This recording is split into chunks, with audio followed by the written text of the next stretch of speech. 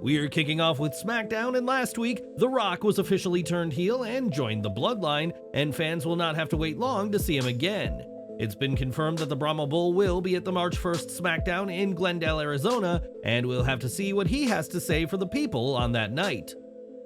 Since retiring from the ring, The Undertaker has hosted his One Deadman shows, which sees the Hall of Famer share stories from his epic career in the ring and field questions from fans. Last night, the Phenom held one of these shows in Perth, Australia, but he may have to change the name, as he wasn't the only legend at his one-man show. In a massive surprise, Triple H appeared and earned a huge ovation from the crowd in attendance, and the game expressed his respect for the Phenom. Triple H may be a boss in WWE, but he called The Undertaker the boss of my generation, showing the immense respect that he has for the Deadman. Over to this week's SmackDown, as Bron Breakker's meteoric rise to stardom began this week with a dismantling of Dante Chen as he decimated the outmatched competitor. Breakker scored the win with a spear in the uncompetitive squash this needed to be, and made Breakker look like a world beater, much to the approval of the fans. One of the most anticipated arrivals on the main roster concluded with Breakker standing tall, as it should have, as he is an explosive performer who immediately has a ton of credibility. Breakker's speed and intensity is going to carry him a long way on the main roster, where he should be a relatively big star in short order. In a vignette, Cedric Alexander and Ashanti Theodonis tried to nail down a look for their new team, and it'll be interesting to see what's next for them. Backstage, Roman Reigns criticized Jimmy Uso for ratting out Paul Heyman before revealing it was he who called the play and sent his cousin to Raw to attack Jay. From there, he told Heyman to bring him Grayson Waller, an interesting move considering Waller's involvement with Cody Rhodes and Seth Rollins at Elimination Chamber Perth. Mere hours ahead of challenging for the undisputed WWE tag titles in Perth, Tyler Bate and Pete Dunne faced the Judgment Day's Dominik Mysterio and JD McDonagh. It was readily apparent that Bate, Dunne, and McDonagh had mixed it up before across the British indie scene, as the chemistry between the three men was off the charts. A very good high-energy tag team match saw the number one contenders roll late thanks to an explosive hot tag from Bate to Dunne and the Bruiserweights beatdown of the opposition. The faces hit a double pump-handle powerbomb on JD for the win, then fended off the champs, building momentum towards their title match with Finn Balor and Damian Priest. In a hotly contested matchup, Drew McIntyre and LA Knight held nothing back, but their battle ended in chaos as all six men in the men's Elimination Chamber match brawled. Logan Paul joined Wade Barrett and Corey Graves at the commentary table, and it wasn't long before Kevin Owens made his presence felt moments later. The match itself rolled along until McIntyre tossed Knight into Owens, who was so angry at this that KO put his hands on the Scottish Warrior, resulting in a DQ finish. Cue the brawl, which saw an exchange of finishers from the men in the men's chamber match, and an RKO by Randy Orton to close out the show. The match between Knight and McIntyre was quite good, and it's a shame we won't see a definitive end to it, but this definitely did exactly what it set out to accomplish. This segment hyped the men's Elimination Chamber match perfectly and was an emphatic exclamation point to end the broadcast on. For the past month, the wrestling news world has been dominated by the scandal surrounding Vince McMahon, who is facing serious allegations in the Janelle Grant lawsuit. Her lawsuit claims that McMahon trafficked her to others in WWE, and it's been speculated that others could be prepared to come forward and speak about the alleged abuse. In the Wrestling Observer newsletter, it was reported that some in WWE are being contacted by news agencies. It stated, "One WWE star noted that a lot of news reporters have contacted female talent in the company to ask them about potential abuse. It's unclear which current female superstars have been contacted, but we do know that a Chicago law firm has created a website where people can submit allegations of misconduct. It was Janelle Grant's lawsuit alone that led to Vince McMahon stepping down from WWE, and unlike last time, he doesn't have the political influence to force himself back on the board.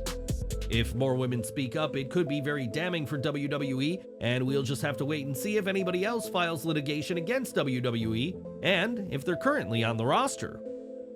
Now, it wasn't too long ago that Cody Rhodes claimed he wouldn't be facing Roman Reigns at WrestleMania, allowing for The Rock to take his coveted spot on the show.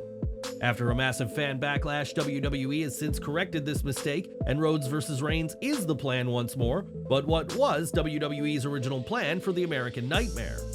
According to the Wrestling Observer newsletter, Rhodes was initially informed he would face Reigns in the fall, with no mention of The Rock's involvement at WrestleMania. That's despite an agreement being made on January 3rd between WWE and The Rock, and Rhodes only learned of Rock's WrestleMania plans the day of the Royal Rumble. It certainly must have been confusing for Cody to learn of The Rock Reigns plan, only to go on to win the Men's Rumble and tease a match with Reigns he was sure wouldn't happen in April. The report adds, "For those who are wondering about what Rhodes did and didn't know about how things went down, he was told he was facing Reigns in the fall. He was not told about Rock getting the match as part of his deal on 1-3, so any interview he did about finishing the story prior to the Rumble was with the idea he was definitely in the match, even with the Rock rumors out. He was told the day of the Rumble that Rock was facing Reigns even though he was winning the Rumble. He was also told they would be going to Reigns against him later, so all the post-match stuff building that match wasn't there to swerve people as much as build a later match, but the fact it was not going to be Reigns versus Rhodes was kept a secret from almost everyone, obviously a few knew, because Rock wanted the angle the next Friday a surprise.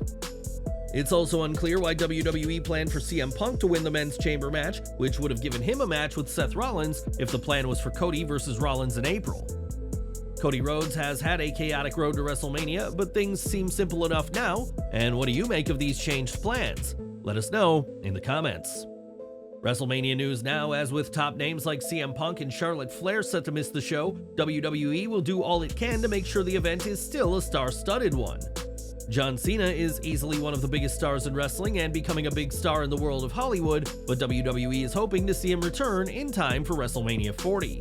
Ringside News was told by a tenured member of the creative team that WWE are trying to get John, but if they get him, it may not be for a match.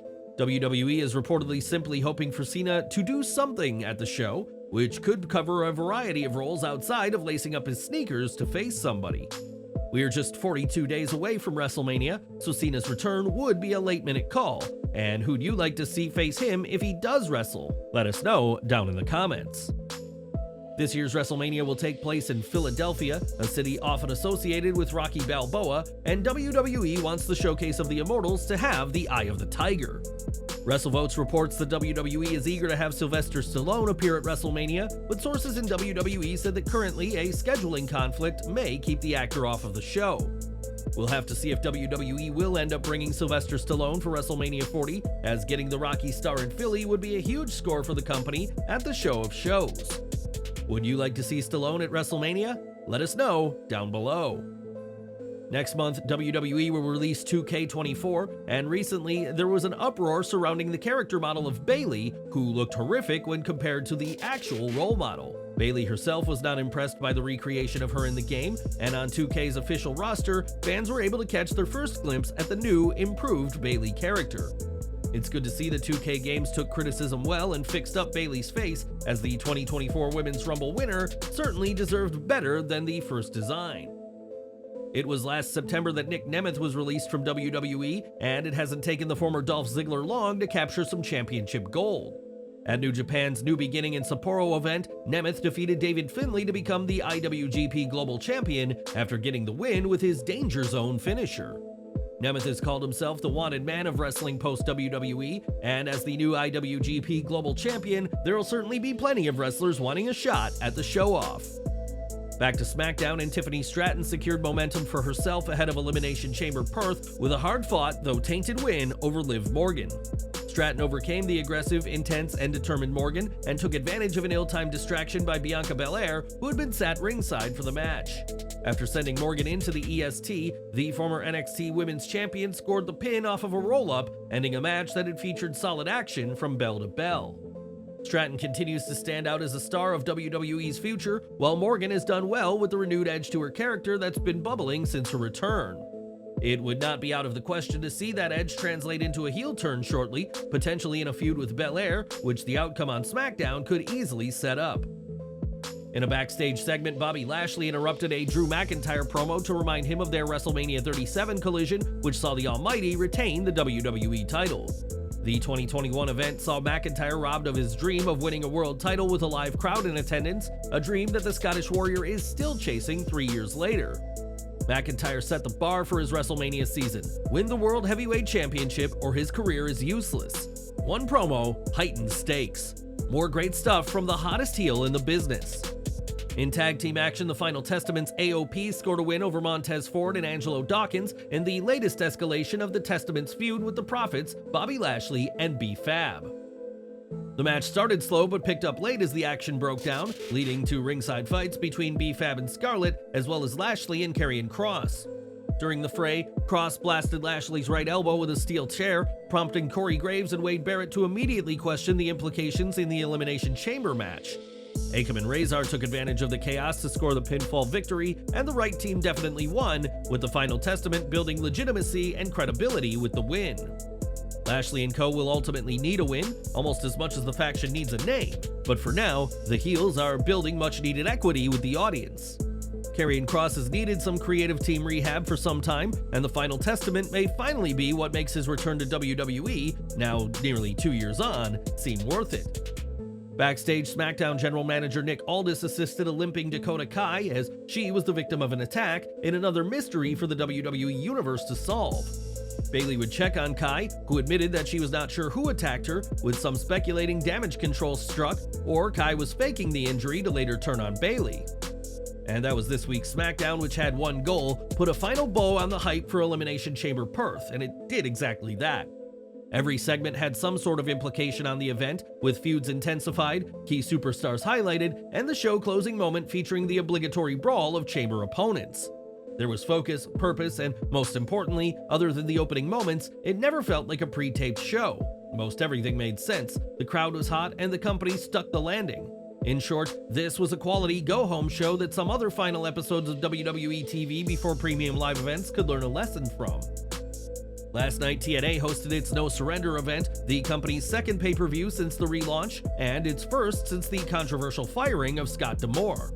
During the show, the TNA roster stood on the ramp while Eric Young addressed the situation, saying that when you lose someone, the next step is often grief before you face two choices. Those choices are, either you could be lost with that departing person, or you could move forward, and for the TNA roster, Young made it clear that they've chosen the latter. He stated, "Sometimes you lose something, you lose someone, and the next step is grief. Then after that, after a while, the next step is you have one of two choices. You could be lost with them, or you could move forward. That's what we're going to do. That's what we've always done. We're going to move forward. That's what we need. That's what they would want. That's what's necessary. This place, this world, this universe, it's bigger than all of us. This place, these people, you guys, TNA, there will be no surrender." It was certainly bold of TNA to address the matter at No Surrender, even if Damore wasn't mentioned by name, as the roster is ready to move forward even without the ex-TNA president. Now, it's been years since Summer Rae was a full-time WWE superstar, and the last time fans saw her in WWE, it was as a surprise in the 2022 Women's Royal Rumble match. Now Rae has found a new role under her real name, Danielle Moinet, as it's been confirmed that she will be an interview and social media correspondent for BYB Extreme Bare Knuckle Fighting. In a statement, Moinet said that she couldn't be more excited to be a part of the company, and fans will see her debut at the Brawl on the Bay event in Tampa on April 4th.